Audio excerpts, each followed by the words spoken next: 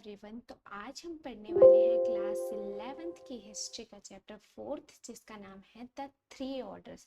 तो इसमें यूरोप में 3 तरह के लोग रहते हैं, उनके बारे में हम पढ़ने वाले हैं। इस पूरे चैप्टर में बस यही है, 3 तरह के लोग हैं, उनके बारे में समझ लो, बस चैप्टर खत्म। ठीक है, तो चलिए स्टार्ट करते हैं।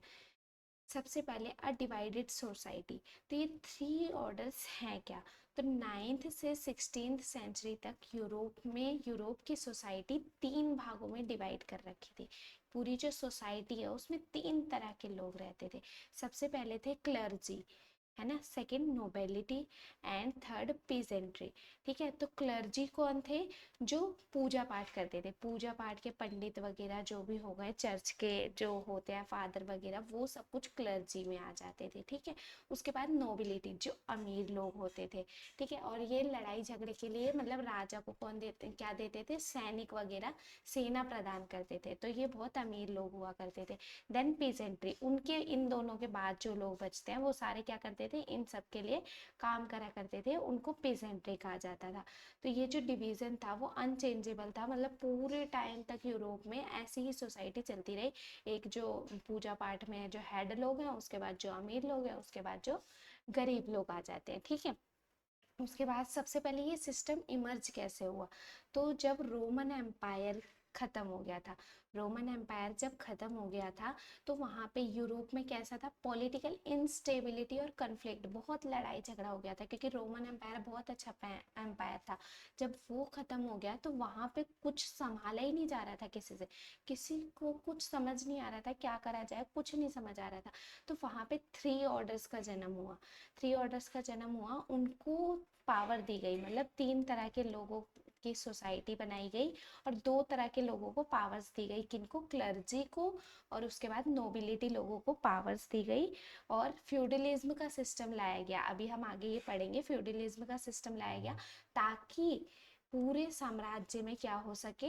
पूरे साम्राज्य में पीस हो सके, लड़ाई झगड़ा खत्म हो सके और पॉलिटिकल स्टेबिलिटी आ सके, जो इनस्टेबिलिटी थी वो खत्म हो सके। ये सब कुछ लाने के लिए ये सिस्टम लाया गया था। ठीक है, तो सबसे पहले हमारा फर्स्ट ऑर्डर है द क्लर्जी। क्लर्जी कौन होते थे? क्लर्जी होते थे जो मंदिर के पंडित हो गए, बिशप हो गए, मॉन्क्स हो गए, मतलब सारे जो धर्म से जुड़े होते हैं, धर्म के ज्ञानी जो होते हैं, क्रिश्चियन चर्च में जो होते हैं, ये सारे कौन होते हैं? इनको क्लर्जी कहा जाता था। ठीक है, और पोप, पोप जो होते थे वो हेड होते थे चर्च के। कहाँ के हेड होते थे? वेस्टर्न चर्च के हेड होते थे। रोम में भी ऐसा ही हुआ करता था, जो रोमन एम्पायर खत्म हो गया था ना, वहां पे भी ऐसा ही हुआ करता था कि पोप जो होते थे वो हेड होते थे। और उसके बाद वुमेन्स को और सर्फ्स, सर्फ्स के बारे में हम आगे पढ़ेंगे। ये कौन होते थे? ये अपने मालिक के नीचे दबे हुए लोग होते थे। ठीक है, वुमेन्स को, सर्व्स को, और फिजिकली डिसेबल्ड, मतलब जिसका मतलब शरीर का कोई अंग खराब हो, इन लोगों को प्रेस्ट नहीं बनाया जाता था, इनको किसी भी तरह का पंडित वगैरह नहीं बनाया जाता था।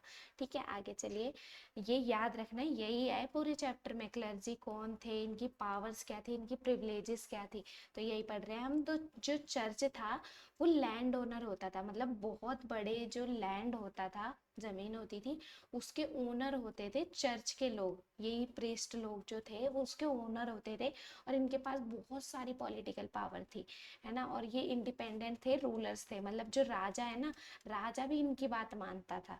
ठीक है, उसके बाद ये एक टाइप का टैक्स भी लोगों के ऊपर लगाते थे। हर हर साम्राज्य में हमने क्या सुना है? बस राजा टैक्स लगाता है, लेकिन यहाँ पे कौन? यहाँ पे चर्च भी टैक्स लगा रहा है। राजा तो लगा ही रहा है लोगों पे टैक्स, उसके बाद चर्च भी लगा रहा है। ये टाइथ नाम का टैक्स लगाते थे, प्लीज इसे पढ़ लेना, टाइथ नाम का टैक्स चर्च लगाते थे। ठीक है, टाइथ नाम का टैक्स चर्च लोग लगाते थे, चर्च के लोग लगाते थे। और मोनेस्ट्रीज, अब ये जो है, जैसे जहाँ पे अब चर्च है, ठीक है, चर्च के जो पंडित है वो कहीं रहेंगे भी तो जहाँ वो रहते थे उनको मोनेस्ट्रीज कहा जाता था। ठीक है, यहाँ पे प्रेयर्स करी जाती थी, पढ़ाई लिखाई करी जाती थी धर्म से रिलेटेड। तो रोल एंड पावर पूछा जाता है चर्च के बारे में पेपर में, इसलिए ये इंपॉर्टेंट है, ये पढ़ लेना। ठीक है, उसके बाद आगे चलते हैं। अब हमारा है सेकंड ऑर्डर। सेकंड ऑर्डर हमारा क्या था? नोबिलिटी, जो अमीर अमीर लोग हैं, ये रूलिंग क्लास लोग हैं। मतलब क्या है कि राजा इनको जमीन दे देता है सारी, और ये ना जमीन पर शासन जमाते हैं और लोगों से काम करवाते हैं। समझे आप।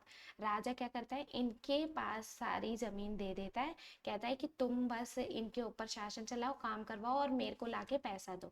ठीक है, तो ये राजा के लिए काम करते हैं और इनके पास बहुत सारी पॉलिटिकल और मिलिट्री पावर होती है। ये पूरा कंट्रोल करके रखते हैं किनको, इन सारे पीजेंट्स को जो इस जमीन पर काम करेंगे। ठीक है, अब फ्यूडलिज्म क्या है और वैसलेज क्या है, ये इंपॉर्टेंट है, प्लीज प्लीज प्लीज पढ़ लेना।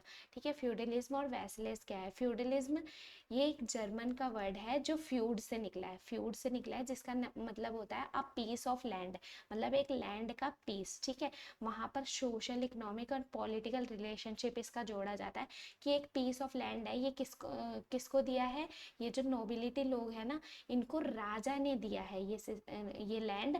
और उस राजा ने बोला है कि आप इस पे काम कराओ लोगों से, और इससे जितना भी पैसा मिले उसमें से थोड़ा सा आप रख के और सारा टैक्स के रूप में मुझे दे दो। तो यही फ्यूडलिज्म सिस्टम है। ठीक है, तो यही फ्यूडलिज्म सिस्टम है कि ये लोग क्या करते हैं, नोबल लोग राजा से ये लैंड लेते हैं, उसके बाद वहां पे लोगों से काम करवाते हैं, उसके बाद उससे टैक्स जमा करके क्या करते हैं, राजा को वापस देते हैं। ठीक है, अब राजा और ये जो नोबिलिटी के बीच ये जो संबंध बन रहा है ना, कि भाई ये जो नोबल लोग हैं ये राजा को जाके क्या देंगे, टैक्स देंगे, जाके टैक्स देंगे, ये वैसलेज सिस्टम के द्वारा करा जा रहा है। वैसलेज सिस्टम मतलब अब इनको, ये जो हैं नोबल्स, इनको वैसल माना जा रहा है। वैसल मतलब ये राजा के अधिकारी हैं, राजा के नौकर हैं, और राजा क्या है, लॉर्ड है। राजा क्या है, लॉर्ड है इनका, और ये राजा के नौकर हैं, वैसल है, इसी को वैसलेज सिस्टम कहा जा रहा है कि ये राजा के नौकर हैं और राजा लॉर्ड है, और ये राजा को टैक्स लाकर देते हैं। ठीक है, फ्यूडलिज्म के माध्यम से ये लोगों से काम करवाते हैं और टैक्स लेते हैं और राजा को जाके देते हैं, और इसके बदले में ये लोग क्या करते हैं, राजा इनको थोड़ा सा पैसा वैसा देता है। उसके बाद अगर राजा को कभी सेना की जरूरत पड़ती है, मिलिट्री की जरूरत पड़ती है, तो ये लोग क्या करते हैं, नोबल लोग, ये अपनी इनकी जमीन पे जो लोग काम कर रहे थे ना, इन्हीं को सेना बना के राजा की मदद के लिए भेज देते हैं। ठीक है, राजा की मदद के लिए ये लोग उन्हीं, मतलब किसानों को भेज देते हैं दोबारा से।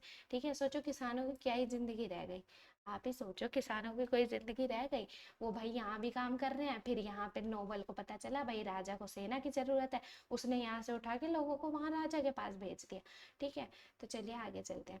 उसके बाद life of a Nobel, Nobel की लाइफ कैसी थी। ये जो नोबल्स लोग हैं ये बहुत बहुत बहुत अच्छी लाइफ जीते थे। ये बड़े बड़े मैनर हाउसेस में रहते थे, बड़े बड़े महलों में रहते थे, महलों में रहा करते थे, और इनके पास बहुत सारी पावर्स थे, जुडिशियल पावर्स थे, मतलब ये अपने नौकरों के साथ कुछ भी कर सकते थे। इनके पास अंधाधुंध पावर थी कि अपने नौकरों के साथ कुछ भी कर सकते हैं। ठीक है, फ्यूडलिज्म क्या होता है और वैसलेज क्या होता है, ये पूछा जाता है एग्जाम में। तो चलिए आगे चलते हैं। अब हमारा मैनोरियल स्टेट क्या होता है। अब हमने देखा ना कि ये जो लोग हैं हमारे, ये नोबल लोग जो हैं वो कहाँ रह रहे हैं, मैनर में रहते हैं। अब मैनर क्या है, मैनर स्टेट क्या है। अब मैनोरियल जो स्टेट है ये बहुत बड़ा इकोनॉमिक हब है।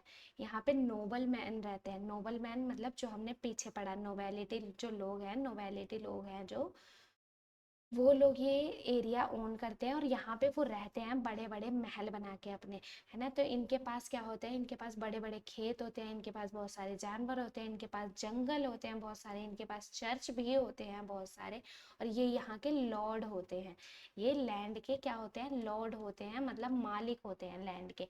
ठीक है, और life of on the manner, manner में इनकी लाइफ कैसी होती है, जो इन्होंने महल बना रखा है इसमें इनकी लाइफ कैसी होती है। तो जो लॉर्ड है, ये जो जमीन का लॉर्ड है, ये राजा वाला लॉर्ड नहीं है, ये जमीन का लॉर्ड है। जमीन का मालिक कौन है, हमारे नोबल लोग हैं। ठीक है, तो ये जो लॉर्ड है वो यहाँ पे महलों में रहते हैं, और जो पीजेंट्स हैं, जो इनकी जमीन पर काम कर रहे हैं, गरीब लोग हैं, वो गाँव में रहते हैं। ये लोग बड़े बड़े महलों में रह रहे हैं और वो लोग क्या कर रहे हैं, वो लोग गाँव में रह रहे हैं।